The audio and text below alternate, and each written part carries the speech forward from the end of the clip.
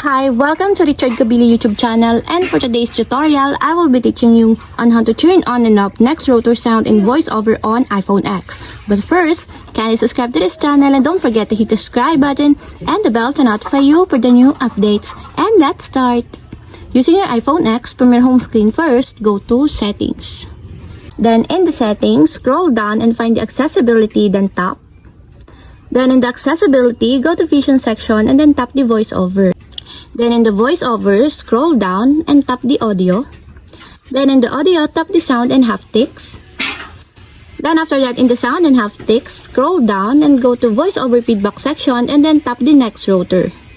Then in the next rotor, find the sound. As you will see, there's a switch button located on the side of it. Then all you have to do is just tap it to enable until it becomes green. And if you want to disable or turn off, just tap again the switch button, just like this.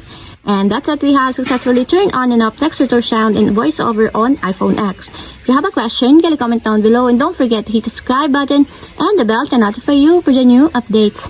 And thank you for watching!